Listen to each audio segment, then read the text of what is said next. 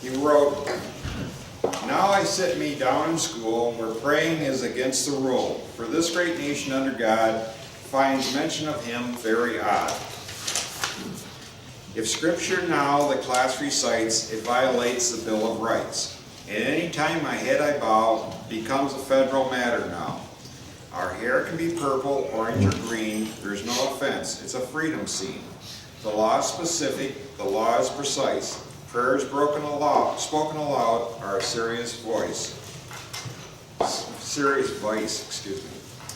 For praying in a public hall might offend someone with no faith at all. In silence alone we must meditate. God's name is prohibited by the state. We're allowed to cuss and dress like freaks and pierce our noses, tongues, and cheeks. They've outlawed guns, but first the Bible. To quote the good book makes me liable. We can elect a pregnant senior queen and the unwed daddy our senior king. It's inappropriate to teach right from wrong. We're taught that such judgments do not belong. We can get our condoms and birth controls, study witchcraft, vampires, and totem poles. But the 10 Commandments are not allowed. No word of God must reach this crowd. It's scary here, I must confess. When chaos reigns, the school's a mess. So Lord, the silent plea I make, should I be shot, my soul, please take." Thank you, Rob. There's a couple of members that, well, first of all, that Kathy Kunkel used to come to our meetings early on, and she passed at the age of 73. Also, since our last meeting, Ron Reitking, which many of you know and is on the steering committee, he went to the hospital for gallbladder surgery, and during his recovery he had a large stroke, and we have not received word as of today as far as the situation, but his wife Deb thought that it was very serious. Our next meeting will be on Thursday, March 16th. Our speaker will be Representative Ray Franz, former Representative Ray Franz, who is now chairman of the Manistee Republican Party. And he will cover a variety of current events. And then on May 18th, on our regular Thursday night meeting, Senator Pat Colbeck will hold a town hall on health care. This will be jointly sponsored by the MATP and the Manistee County Republican Party. Senator Colbeck will also bring some experts on this issue to participate. If some of you aren't aware of who Patrick Colbeck is, he is a very strong Tea Party member, and he has made his mark in the state senate, and this should be a really, really good meeting. I'm a little concerned that maybe we'll have some protesters here, but be that as it may, this is a public meeting, and we'll see. But I hope each and every one of you are able to make that meeting. Is it going to be right here? It'll be right here, yes. When is that one, Rod? When is it? Yeah. When's it all going to be here? This is going to be May 18th. May 18th. Yes. And of course, there'll be more information on this on our Facebook page. Okay. Oh, okay. What's the guy's name? I'm going to write it down. Senator Pat Colbeck, C-O-L-B-E-C-K. Where's he from? Wayne County, Oh, is he? and he's an extremely strong conservative. He's a very good speaker. Used to be a rocket scientist, literally, at NASA. That's unusual for Wayne County. It's very unusual. He should run for governor, or not governor, he should run for Senate and knock Stabenow out. Either one. But he spoke at the county GOP Lincoln Day dinner, if you will, 2 years ago, if I'm not mistaken. Exceptionally good speaker. Tonight we have a couple of high quality speakers, but before that, as a warm up, Stan Burnett is here to talk to us about the NRA and an upcoming annual meeting.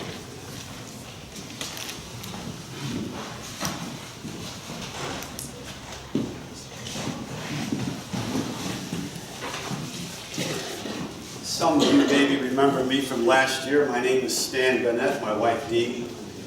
We own a farm 6 miles south of Scottsville.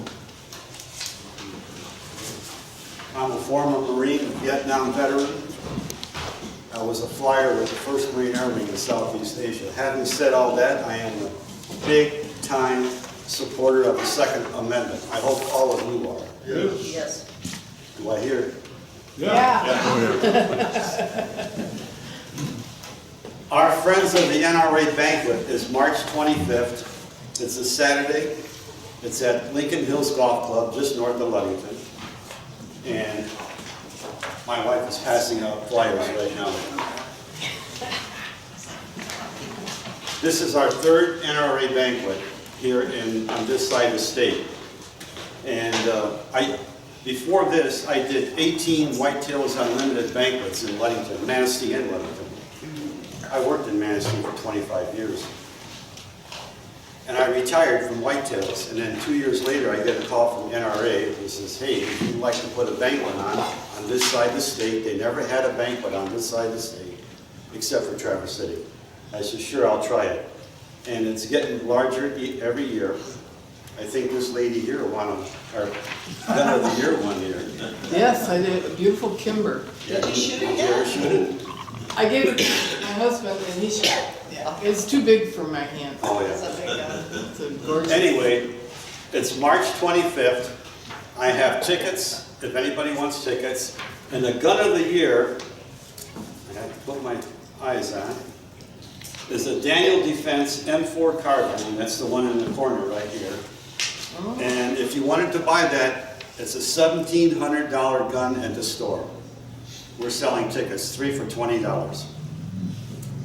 Any questions? We're only selling 400 tickets. Yeah, we're only selling 400 tickets, yeah. On that gun. You got the tickets with you? Oh, I did. 3 for 20. $10 each or 3 for Does anybody have a business where they could put up a flyer or poster for me? Any business people here? I guess not. We should ask the owner here. I think they might. I know them, yeah. That's all I have. I think most of us are retired. He is very much involved in Right for Life. For the, you extend up into Manistee County or not? I have Manistee is my area too. I'm a field rep for Right to Life in Michigan. And I have the whole west side of the state from Manistee down to the state line. And Manistee, I didn't want to take your time, but Manistee is having their annual banquet on the 28th of April. And I did bring some flyers on that. And I just want to tell you that I went to the march in DC, and I have to believe there were maybe 800,000 people there. But you didn't really, we heard a little bit more about it, but not the true numbers. They said thousands. Every paper I looked at said thousands. And there were 800,000 people. And surprisingly, we did not see protesters. And actually, this is maybe the first year I did not see protesters. But they were there all the week before, and they probably ran out of the money that their funding that they had. So anyhow, and then we had our march in Ludington on the actually right on the 27th, and we had the largest crowd ever.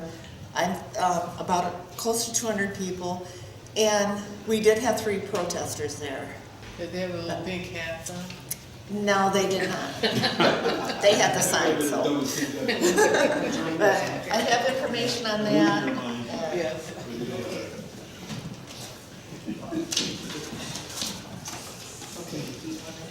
Any questions? So I don't think that I need to give much background, but Jeff Dons and Rich Smith are both here to talk to us. And hopefully you've got lots of questions for them because they're here for you to ask them. Rich? You know, for years, I knew Ron. I never saw him. but I talked to him on the phone probably 20 years ago. Now, I never met him until the Lincoln dinner, about 5, 6 years ago. We were sitting at the same table. Then we realized who we were. Because I used to order stuff from the company he worked for. So the only thing I knew his voice, but I never saw his face. Well, I'm glad to finally met you. It's good to see you. I hope you brought your A game, Richard. Anyways, I'm Jeff Downs. I'm County Commissioner from District 5. And I'm also at the pleasure to serve as the County Board Chair, which is something I've been doing for a little over a year now. I was reappointed chair by our board at our organizational meeting January 2nd, and it's for the full 2-year term. And I'm the 5th district, which is all of Manistee Township except for East Lake Village. It's all of the village of Onekama and the south side of Onekama. It goes up and then all the way up to 13 Mile on the west side of M22. Richard? I'm the commissioner in District 2, which is the far northeast corner of the county, 4 townships. And this is my 7th year as a commissioner. And between Jeff and I, we can probably answer a lot of questions. And you heard me explaining this little map right here. You're probably right. I'm going to ask Rob to see if he can get it straightened out. This map is, the road commission does this map annually. And the reason this is our conditions of the roads. The roads on this list are state and federally funded. That's why you don't see a lot of the smaller roads on this map, because these are only the state and federal roads. These are the ones we can get money for to repair. And usually it's 20% we put up and they put up 80%. But I wanted to show this to you because next year, when I get my next map, we're going to check the colors to see if they change. Now the colors 1 through 4 are considered poor roads. 5, 6, and 7 are fair. And 8, 9, and 10 are good roads. And out of the 10 county area, from 55 to the bridge, that'd be Manistee, Wexford, Misaki, North. We're the county that has the most fair roads. Benzie County has the best roads. Yay. And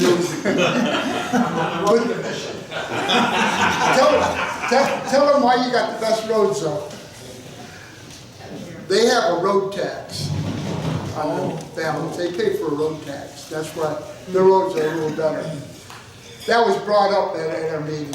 But that's as far as I'm going to go with this, unless Jeff's got something he wants to say about it, or anyone else got any questions. I would add one thing. We have something annually called a regional summit, and that is all the local units of government, and everybody's actually invited to it. It varies. We rotate around the county to different locations. The last 2 years we've been in Norman Township, Wellston at the community center. And what the questionnaire we had, because a couple of residents from Onekama brought up along with the Onekama Township, brought up concerns about trying to get county road millage passed. And one of the questions, well, the questionnaire we had for that regional summit was, is there any traction in trying to develop a road tax here in the county? And we had the questionnaire. We kind of got a modest degree of results, and it basically has kind of laid dormant after that. So it's one of those things that I, as chair, need to follow up on. I was questioned about last night at the Onekama Village meeting, and I didn't have a quantifiable answer, and I said, give me a chance, I'll revisit the issue and get back to her.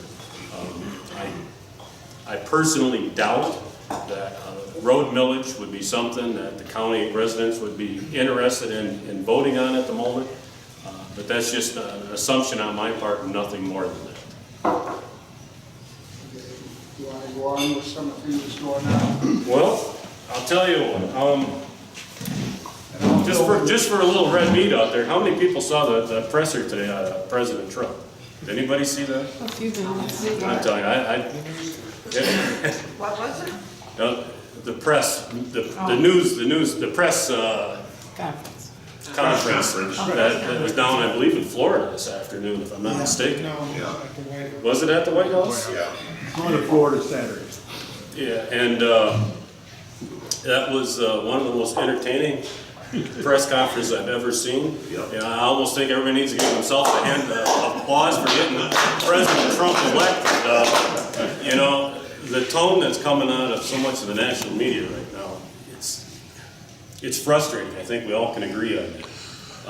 The division that's taking place right now, it's exceptionally frustrating. I mean, you know, obviously I tend to be right of center, and I had to put up with our president that I wasn't exactly fond of for 8 years, but he didn't go around protesting in the manner that we're seeing today. And, it does get frustrating. Having said that, I'd like to highlight a couple of the things that one of the things we've done in the past, a couple of the accomplishments as of last year. Probably the biggest achievement I think we've had, and Richard, chime in at any time, please. Okay, The sale of the hospital from West Shore going up to Munson. It took us close to a year to negotiate that deal with the Munson board, the hospital board, and we're going to have that sale is going to be done probably, I believe, in April, sometime in April or early May. There you go, April 1. So will it get renamed? It will. Ted, what's the name? Is it Munson Manistee, something along those lines? Yes, it will be Munson Healthcare, Manistee Hospital. And Jeff was instrumental in that, because that was your committee, wasn't it? Well, it was a It committee. wasn't my committee. No, it was a committee we formed. That committee was Karen Goodman, who is a commissioner from the city, and Ken Hilliard, who was the past chair. Karen was on the committee because she has a great deal of knowledge over medical issues. So between the three of us, we negotiated that on behalf of the board. Selling the hospital is not like selling a factory or a retail store. It's an entirely different thing. There's a number of issues we ought to be concerned with. I will tell you, I truly believe Munson got a heck of a buy, but we were lucky to accomplish, I believe, what we accomplished in the process of that also. And we're keeping a hospital here. When with the ACA and Obamacare, the Affordable Health Care Act, the stage was set, and I believe what they were telling me, we probably had a good chance of losing the hospital. I think Ted could even possibly echo that trying to consolidate hospital organizations, and it has to do with insurance reimbursement rates, and the standalone hospitals are going to be dropping off the map. And, to piggyback on that, Monday I was at a county's meeting, Northern Counties Association, and a gentleman from Kalkaska, a commissioner, I told him, well, we'll be selling our hospital. He says, well, we didn't get nothing for our hospital. I said, did you try to get anything for it? I think this is one of the first times they bought a hospital. They usually just turn them over. Oh, wow. Just to let you know, and Jeff was part of that, and there was a lot of legal hurdles they had to go through to get what they're getting. But we actually got some money to go to our MERS program. Wow. And MERS is In Michigan, employee. Retirement, this was what it is. Kalkaska is still owned by Kalkaska. Yeah, they're the ones that asked about it, and it was Stewart. Stewart says, well, you mean you can get money? I said, if you try. Well, it depends on the Depends financial if you own it, situation. too. The one thing I can tell you here at the local level, the hospital has been run very well. They had a solid financial footing, and that allowed us to set the stage for them. If they were trying to claw out of a hole or did not have that solid footing, we wouldn't be able to accomplish what we did. And just, there's a number of things that play with it, but the long and short of it, and it's really not the long and short. We will be getting $1.5 million check from Munson in regard to that on April 1st. And that, as Richard alluded to, we're putting it in our MERS because our MERS is only about 72% funded, and that's going to help us out a nice little piece of that. And that goes back to keeping that retirement solvent. You know, that's one of the big issues throughout the state and the country is public entities not having their legacy costs fully funded. And now the new accounting, we have to account for that liability on our books. Yeah. Which Which is- come up short. Which is only fair. They got in here, you're talking about West Shore Hospital? Correct. Yes. And they were taken or are going to be taken over by Munson? They've been purchased by Munson, yes. Okay. And you think they're going to keep that hospital open then? Well, absolutely. They're not gonna make that investment. They've also, gonna be investing up to 23 and a half, no, is it $23.5 million? I think that's correct. Over the next 5 years, in that asset. They're not gonna put that kind of money into it and close it up. You know, obviously, you go off into the future, you only can project so far, you know, to say, and you don't know what technology's gonna be.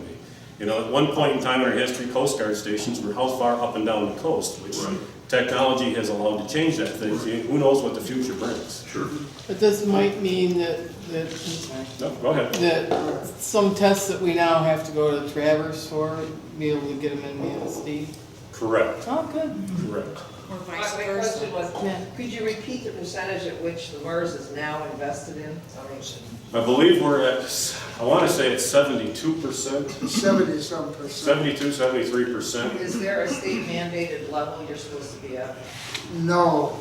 MERS wants We're us- looking, our county, when you go to 83 counties, we're looking real good. There's some that are below 50%. It's one of the big things that's causing problems in Grand Traverse County. Yeah. And what the MERS wants you to be is at 102% funded. And I will tell you, I'm not of that mindset because the number moves too much with MERS. And I don't know anybody who's truly happy with MERS from the aspect, they give you a premise every year for return on your investment, and they may tell you it's going to be 10, maybe it was 8. They may tell you it's 12, it may be 10. You know, and then there's on the exceptions, maybe it goes the other way, but that has not been the case over a number of years, and that's one reason why the accounting practice, a lot of counties are not funded because they were sold a bill of goods in the process with MERS, and MERS has not always lived up to their. And another thing that happened in the last few years is some counties bonded out that liability, okay? I think it was Crawford County, and I know Saginaw. They bonded it out, okay? No sooner did they bond it out the next year, they got a bill from MERS, they were behind. Because they figured out they were short. They were short. So now they got 2 bills. The money is set on June 30th every year. That's when you know what your retirement is worth. It has to do with the interest rate and the discount, the Fed interest rate and discount rate on June 30th. And that's the official calculation. Whatever the interest rate is, so if it's going up, you will find that you are in better shape this year, June 30th, to last year, which was at a nearly all-time low. I suspect that's, yeah, the markets have done much better this year than the previous several years. But it's And- on a federal interest rate. But still, what I'm saying, Ted, is what they do is they give us a premise for that future year to tell us what it's gonna be. So you could absolutely be, as Richard stated, you could be fully funded one year, a couple months later comes out and you're no longer fully funded. We're talking about public employee pensions. Correct. Is there a law that they can't receive less? I worked for GM, I got kicked in the teeth. Lost all my medical. On the public side, the state guarantees their pensions. GM did do till I went broke. Well, they, Yeah. yeah. Well, like, I'll tell you what General pretty bad. Motors and Chrysler did, because I kind of watched it, I worked at Chrysler's. They took their pension funds and they gave them to the unions before they filed bankruptcy. Because if they would have left them where they were when they filed bankruptcies, that would have all been thrown into the pool to settle their debts. So that's why the way it is now. I know, we took a lot of beatings on it personally. Yep. But that's what happened on that. I'm not complaining about that, you know. No. I worked for GM, we did what we did, they did work well enough, so we gotta take a hit with them. But governments are going broke, why can't the employees take a hit with it? Yep. Well, That's what I'm going by. that is part of, if you remember the Wayne County issue with Detroit going bankrupt. And actually, Attorney General Schuette challenged that process so that, because it's part of the law where you can't hit the governmental employees for their pension, it's guaranteed. which Well, is, just last week, Northern County Association brought this up, and Wayne Schmidt was in the back. And I told the counties there, I says, whatever you do, don't cut your services to keep this paid up. I says, because the state back, and if you go bankrupt in the meantime, the state's gonna have to figure out what they're gonna do. And as long as we're up where we're at, they're never gonna mess with us, you know. And Wayne says, oh, we got all kinds of money. I said, keep that in mind. Then he left. Then he left. Go ahead. well, I'm just gonna say, our budget is basically about $10.8 million, and we just recently had our audit done. You may read in the paper frequently what happens with our budget. When we set our budget, we're going into fund equity for maybe $100,000, $150,000, $200,000 to balance that budget. Knock on wood, many, many years running, we have not had to touch that fund balance that we had projected. We actually have come in under budget. This year is the same thing, and we came in at $235,000 under budget, which is good, and I will tell you that's part to do with the county commission, but it's also our county administration, our county treasurer, and the entire team, because it's not just any one person. And I'll tell you, at the courthouse, everybody is cognizant of it, along with the sheriff's department. The entire county organization is, we're frugal, the best we can with what we have, and I'll tell you, in all honesty, all parties across, no question about it, we have an exceptionally good team. Doesn't matter if they're Republican or Democrat right now. Everybody is concerned with their finances, and at the local level here, you don't get a lot of this Republican-Democrat process that you see at the state level, where if one party gets up and says it's blue, the other party says no, it's red. That kind of stuff just doesn't happen at the moment. And that's one of the things that's, as chair, it's a joy to be part of the previous board we had for the previous 2 years, and also the board we have now. I mean, we all get along exceptionally well. The Republicans hold the majority 4-3, but again, it's not something we bring up, we don't dwell on. We'll have a little joke every once in a while in regard to that, but the board gets along exceptionally well. And one thing I've done, and I've tried to build a good rapport with our other elected officials and department heads. So part of what I do with my commission paycheck, if you will, which isn't anything to write home about, but that's not what I'm in the office for, is I take different department heads and elected officials out for lunch and try to build that rapport. Because after all, relationship building, if you don't have that rapport with people, it's hard to give influence to. And vice versa, you know, they may have an issue, and if they don't feel comfortable coming to you with it, you're not going to solve that issue or have an understanding when it's done, whether you agree or disagree. Well, to piggyback on what Jeff just said, is we had $235,000. A few years ago, we were just about even, and we kept going down. But now we had $235,000, but there's reasons for that. And you never think about it, but after you've been there a while, you can look back and you see what happened.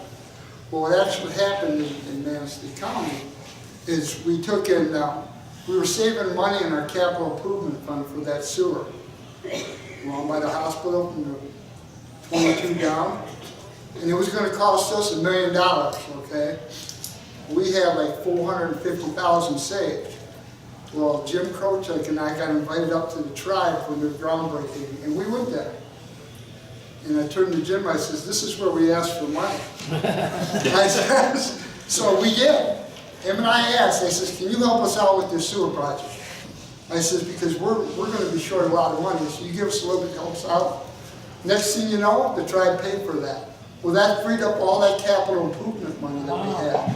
So a lot of the things that are being done now are done with that money that we saved by not putting that sewer in. So keep things like that in mind. Every time you spend that money, I tell them, send a thank you note.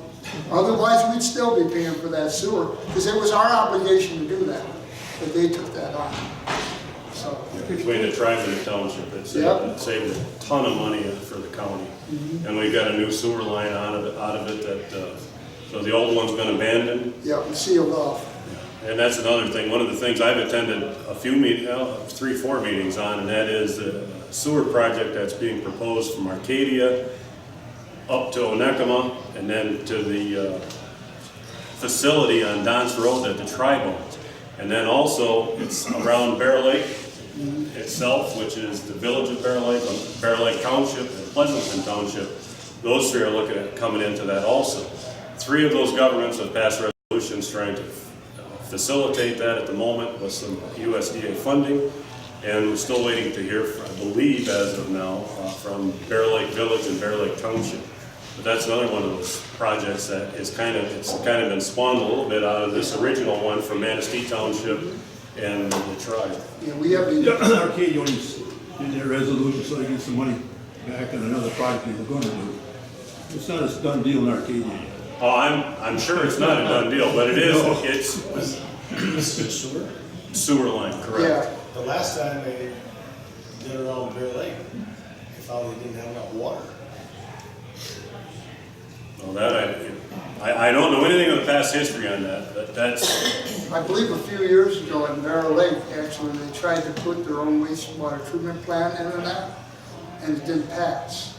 It was voted down by the voters.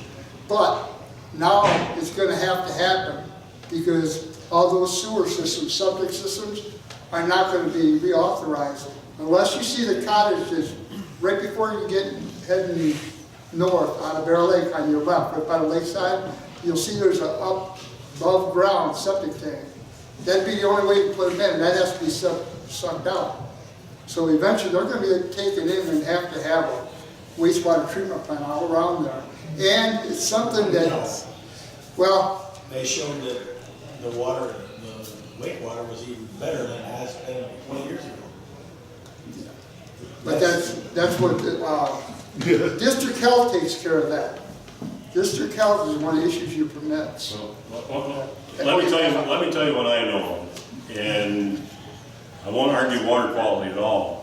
What I will tell you from what I've been told is Arcadia, the issue they're having problems with well water in Arcadia. I live And, there, I don't want to put that going on here. but that's what I'm being told is there's a number of wells that they're having problems We're discussing that with, one. which is supposedly fueling that and need for the sewer system. And a lot of this is coming from what I'm hearing through Brad Hoppen. Yeah, it's probably Brad Hopwood. And, He's got some property that's interested in that sewer. the other issue becomes, I do know Onekama is strongly in favor of it from what I understand, and that is part of my district. Yeah. The catch for all of it is, people need to make a decision whether they're gonna be in or out. And the big reason for that is the size of the pipe. And the size of the pipe dictates how much flow you're gonna have, and if it's too big, it's not gonna work. If it's too small, it's not gonna work. So that's why we need to know who's in, who's out, to try to facilitate getting that. One of my big concerns is in Onekama, on Portage Lake, is you've got Bob Gazan, who wound up owning the Portage Point Inn, that is vital for his business to develop to what he wants to see it happen. And it's been a kind of one of the catch-22s for Portage Point Inn for a number of years. That's probably true, but that's the old Arcadia, we gotta figure our own place. They're going about, I read the chemical thing they're talking about in the wells. Some, like, there's one of them, they're calling some, things in the wells nitrates, that's what. With nitrates, you don't solve the sewers. No. Nitrates, you solve in the water system. Yeah. First of all, most of it's from fertilizer. Runoff. What the engineers will do, they'll take the test in the summer when there's fertilizer. They don't take the test in winter when there's no fertilizer in the ground. Yeah, but I don't know if your groundwater moves enough to where that's gonna make that big difference. Well, my wife and I started a daycare preschool this was in Plainwell. The guy came out and said, oh, you got nitrates, can't have that in preschool, but I'll be back, use water, whatever you buy. I'll be back in October, I'll bet there's no nitrates in it. He bet, no nitrates. Really? It was from the fertilizer. Then the next thing you do is put your well deeper. A whole lot cheaper to put a sewer in it. Yes, sir. It's a false thing what they're saying. How will these sewer systems be paid for? A lot of it is funding coming from USDA. That's one of the concerns trying to get Bear Lake Village involved in it, because it changes the formula for that funding coming from USDA. It's a $37 million project, tentatively, total. But again, you know, I don't know all the details. I've not been able to attend the last 2 meetings because I haven't been in town, but no, it's a moving target, and I know that a lot of people are trying, and I don't believe it's my position to take a position on it, yay or nay in regard to it. It's one of those things where if that's what they want to do, that's fine. I do believe it's going to go to a vote of the people. Yeah, I mean, that's not even my district, Yeah. you know, but I still look after, like Jeff and I, we know what's happening in other districts. You can ask us, but we're not gonna take a position on it. We can just tell you what's happening out there. I'm not trying to be a swear, like, we didn't operate sewer water systems. I was licensed by the state, top license for water treatments. You gotta watch what these engineers tell you. Well, that's one of the things as a commissioner, anybody like it, you gotta be able to separate the wheat from the chaff. Yeah. Because a lot of people come with agendas trying to steer you one way or another, and you gotta figure out which is I've had trouble with it. true and which is BS. They're there to make money. Well, I just wanted to say one other thing that I believe is important as a county commissioner. There's a couple of things. One is our biggest concern is fiduciary, the dollars and cents. That's one of the things we have. One of the other big things is, and again, I kind of alluded to that, you want to keep everything in budget. The other big thing that we do is committee assignments. Committee assignments are important because it's a matter of who you get involved in the process. You can get people who want to put a roadblock up for everything, or you can get people who want to work. You know, if you get some developer who wants to come in, you know, are we putting a bunch of roadblocks in his way or her way? And then how do we get it? What are we going to do to allow it to facilitate and let the county grow? You know, I can tell you, I've been in Manistee my entire life, and it's not what it was when I was a kid. Our population is down from that. You know, our growth has been stagnant or declining, and what we're trying to do is set a tone to where we can get on a little different glide path than what we've been.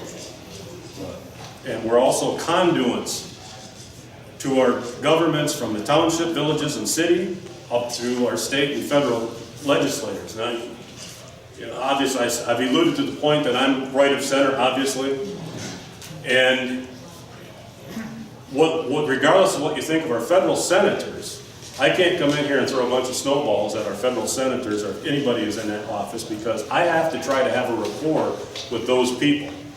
And that's sometimes I think our side loses sight of in that aspect that if I'm going to be effective at what I'm doing, I can't have somebody who wants to turn around and go out the other door when they come in the door if they see me in that room. So again, I need to maintain a rapport to some level with them or their staff. And I can tell you at the state level, between Representative Vanderwall and Senator Boer, got a very good rapport with. Kurt in particular, he's an exceptionally sound guy. Not that Mr. Boer is not, I'm just saying I know Kurt, I've got to know him pretty well over the summer. He's a solid guy. I can't tell you I'm on first name basis with the governor, but I haven't met the governor, and I need to develop a rapport with Congressman Bergman. I have not had that opportunity as of yet, but that's going to be coming. But again, we're a conduit. So, you know, we each represent around 3,500 people. So when we pick up the phone call, you know, chances are you get a phone call returned as opposed to, well, there goes Don's off on a tangent again, one of these things, you know. You got to pick and choose your battles. You know, I'm on a couple of committees with MAC, Michigan Association of Counties. So I kind of fill in some of the parts that Jeffson and, you know, he's not affiliated with them. I am. I'm in Lansing twice a month. Once for health and human welfare. The other one now was finance, county finances. And by being on these committees, you're right next to the legislatures. So you get a heads up on what's going on. In fact, I got this one yesterday from Matt. It tells you all the bills that have went through, which ones were enacted, and which ones died, and what they pertain to. And when I come back to our board, I tell them something. Bobby told you about dark stores. There's a thing in here about dark stores. It failed.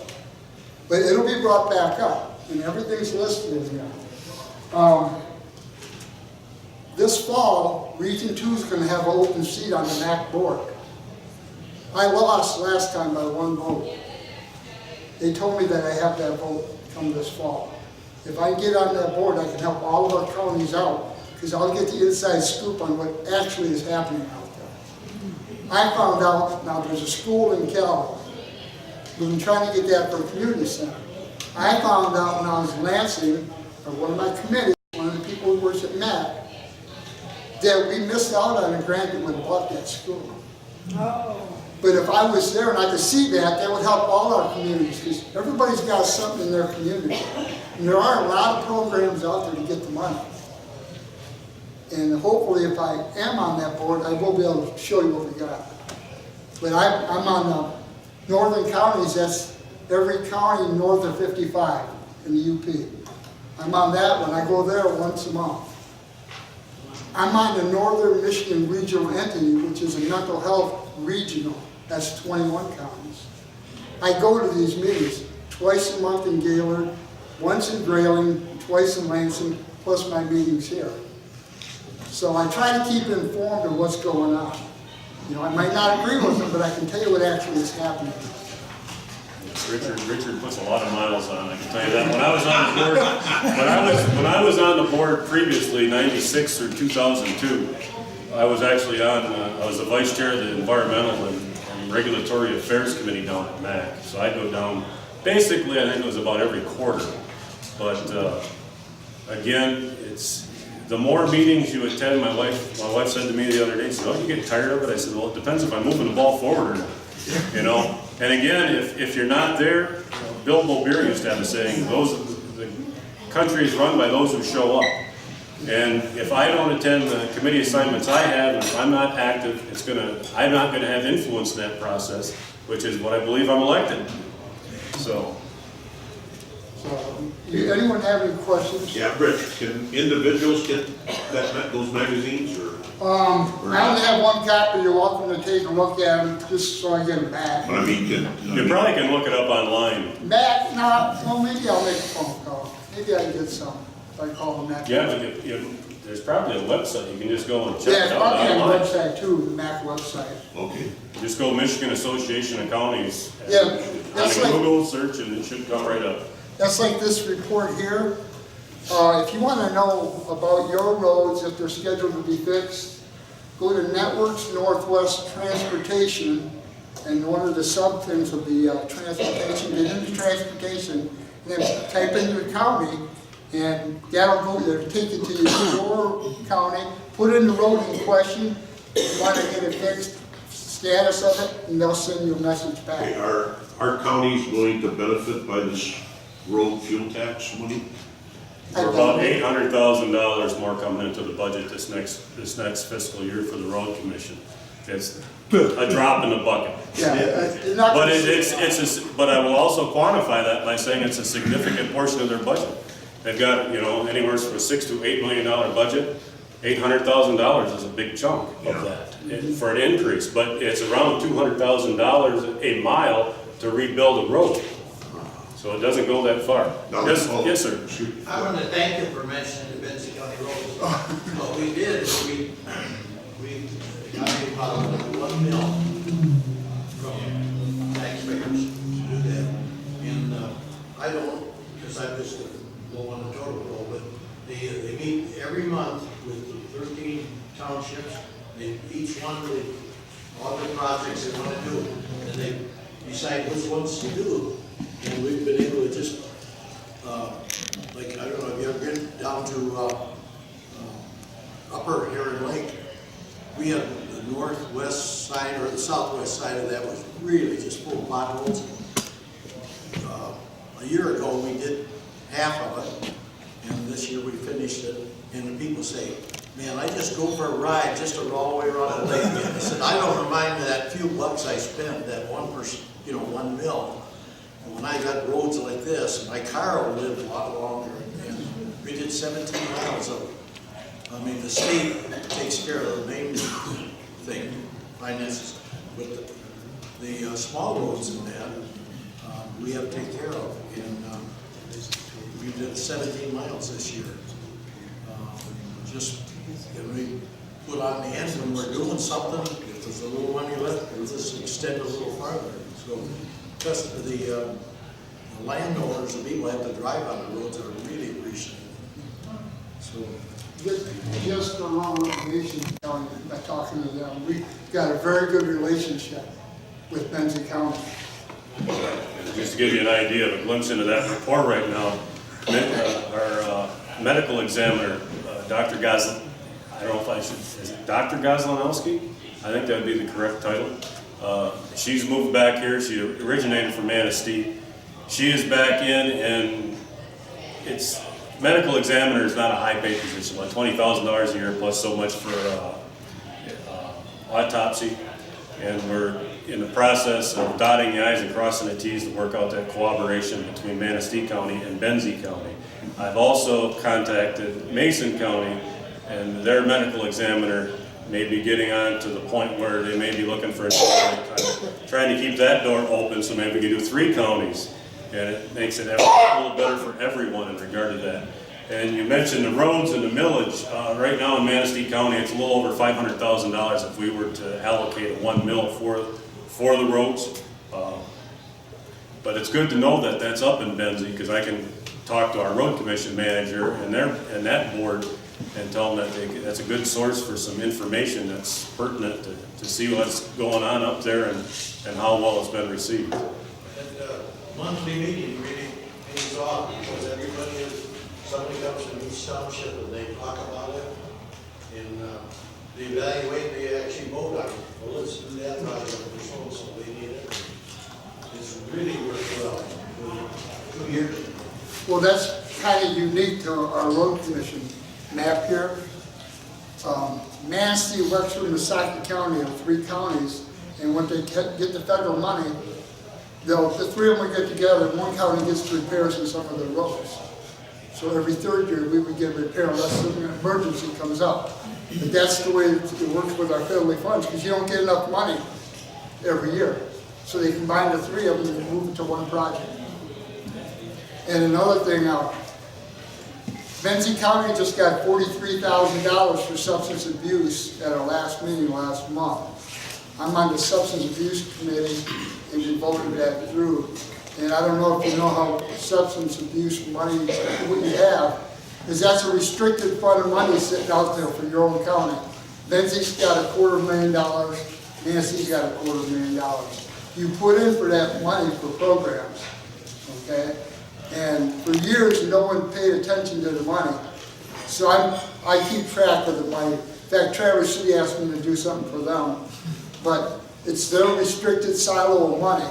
So if anyone needs any substance abuse money, deal with Central Wellness, tell them what you got, and present the program to them. If they can write the grant up and send it up there, I'll push it through. But just remember, that's restricted money. We should be using it. You have a drug problem here. Richard's been on that for a number of years. Yeah.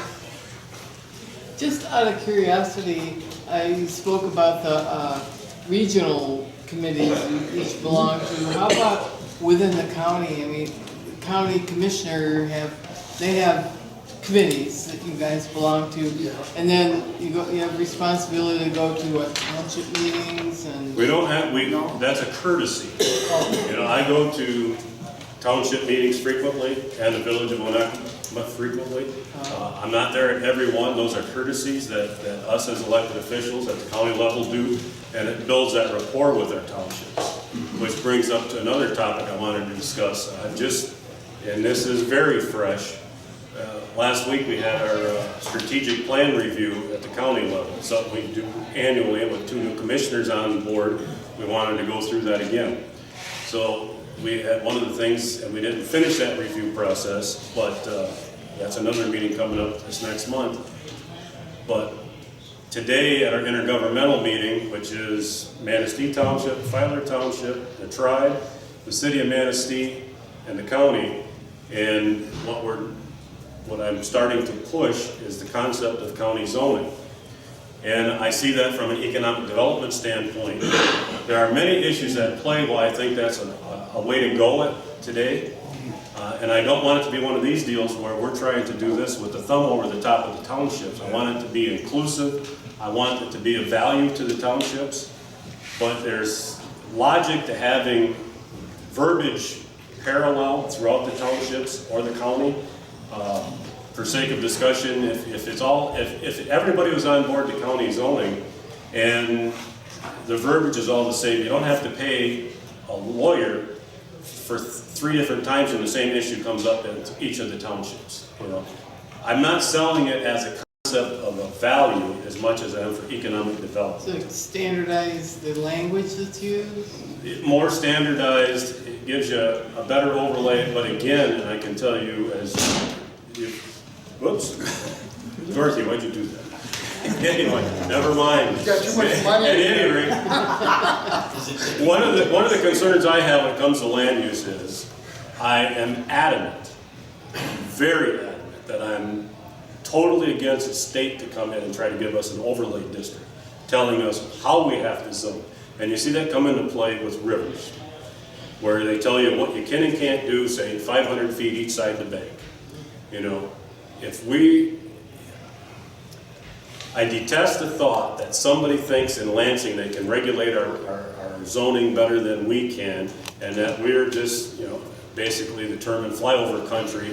We don't have the knowledge and the basis to maintain what our setbacks are. I don't want to see where somebody has to go to a committee from 3 different counties to say you can or can't cut the tree down that's dead, that's laying wherever, or if I want to cut a grass path to get to the river's bank that I'm paying God knows how much taxes on to view and utilize. Those things, I'm a farm boy, that's always going to be one of my core beliefs until I'm not any longer here.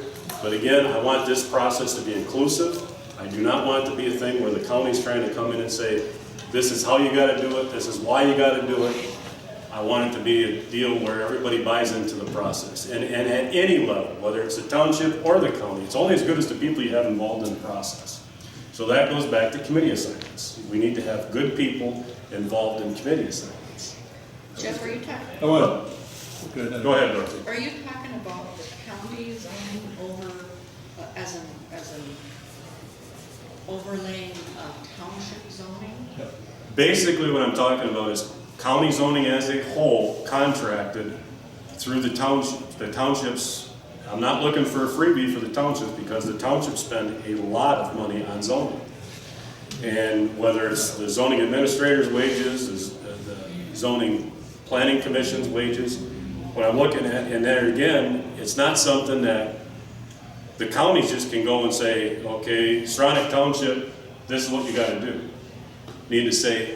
Need to go back to the township and say, this is what we're looking at doing. Does your township board buy into what we're doing? And if not, why not? You know? So this is another layer above township zoning? Yep. Township zoning would go away, other than the approval of the township when changes are made, if changes are made. Because right now, a ballpark number for Manistee Township I was given, and again, it's ballpark. It's nothing exact. It's roughly around $20,000 plus another 3 to 4 for legal fees. You know, so okay, so if that's Manistee, and I'm not looking at it from an aspect of the county trying to make money, so if there's 13, 14 townships and the villages and whatnot, I don't want to see us make $200,000 and have $80,000 going out for a contract for somebody to administer the zoning. That's not what I'm about. I'm just looking to try to break even. And at the beginning, we may not have enough people on board to break even. Goes back to assessing. Yeah, well, that's we contract. Well, you said assessing, it's the tax rolls. We contract with all the townships for the tax rolls. Well, we have, our assessor at the county level actually is the assessor for Springdale Township. Mainly because they can't get assessors anymore. Assessors are a rare person to have. And once they retire, you'll have a hard time filling it. That's why, well, we're not making any money with Springdale. We just covering our costs. And that's why that person does that. But Jeff, don't buy any property on Betsy River. I'm well aware. I'm very well aware. I got a variance sitting, I was supposed to go to a meeting on. Got 2 things.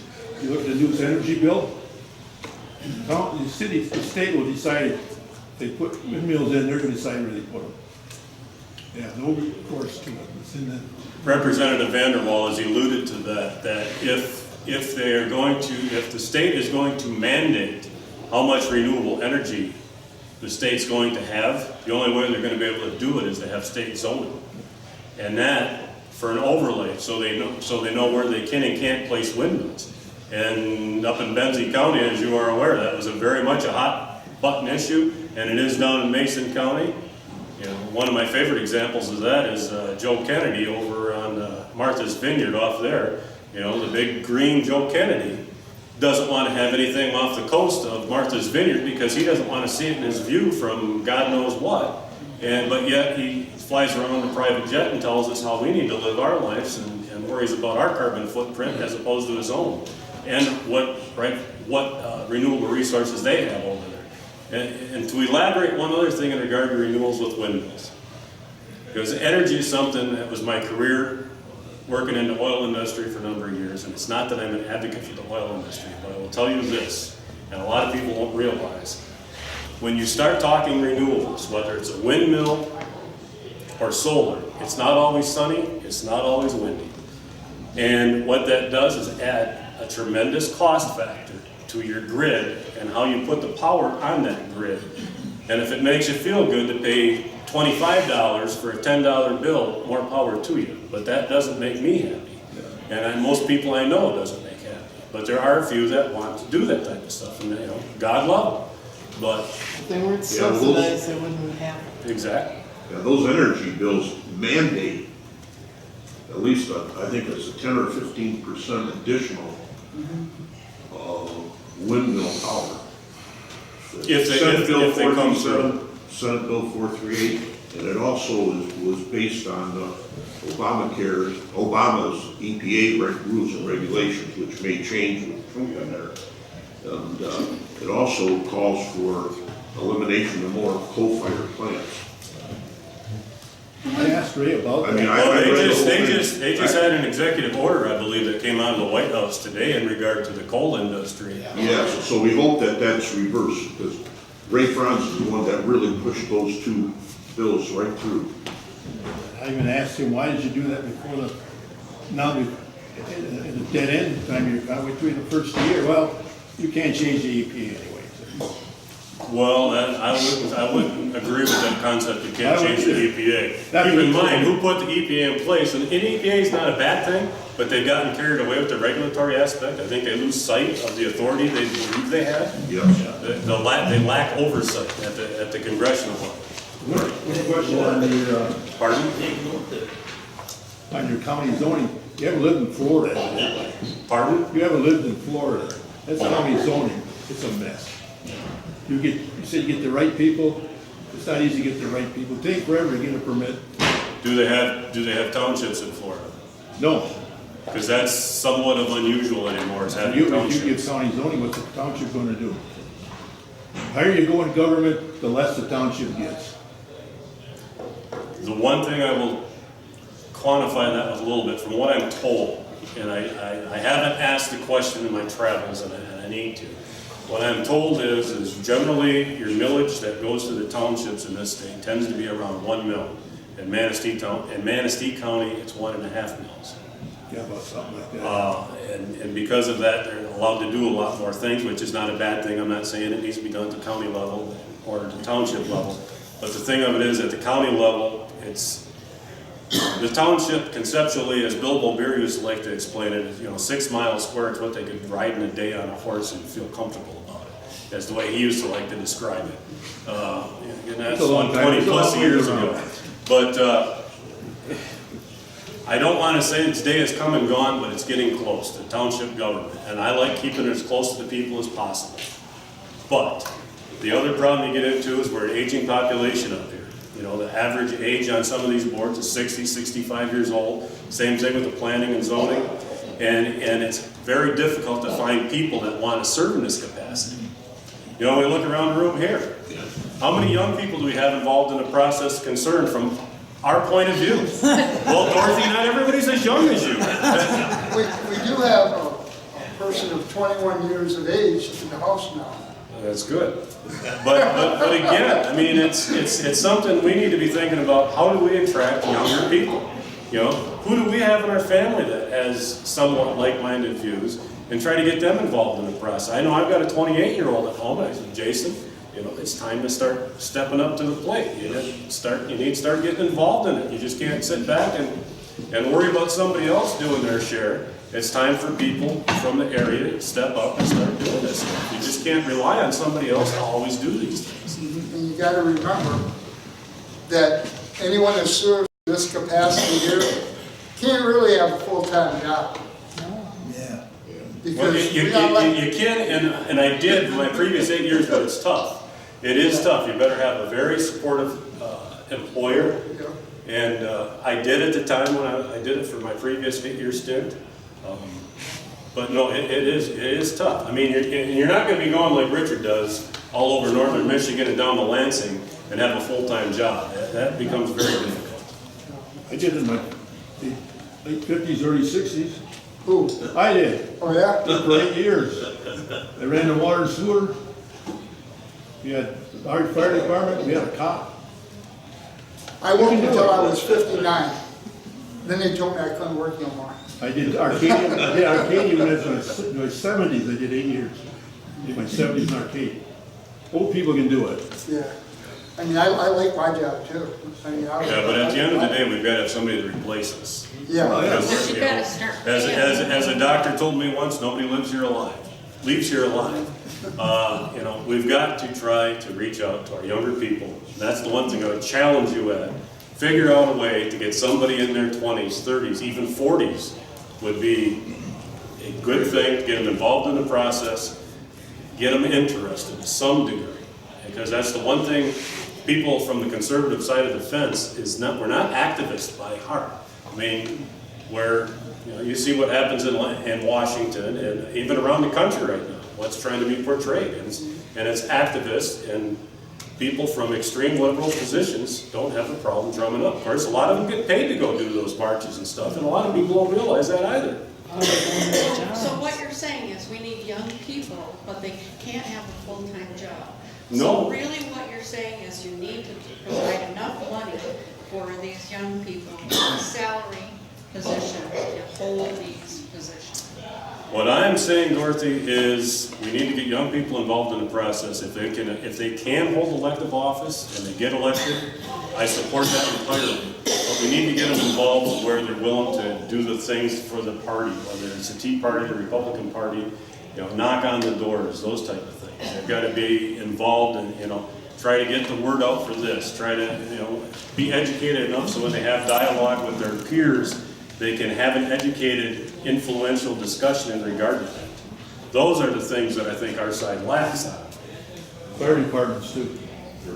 That's another prime example. I can tell you in Manistee Township, we're having our fire department is shrinking and shrinking and shrinking.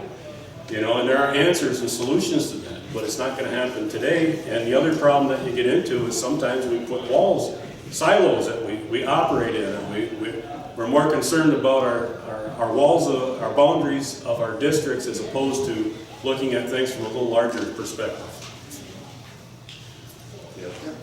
The county, going back to the county zoning, Springdale is not zoned. I don't know how many other townships are not. That's the only one I believe in the county. I know they keep pulling it down. I know they have some kind of an ordinance, a junk ordinance. Well, they got a junk ordinance and a noise ordinance. Yeah. Maybe one other one, yeah.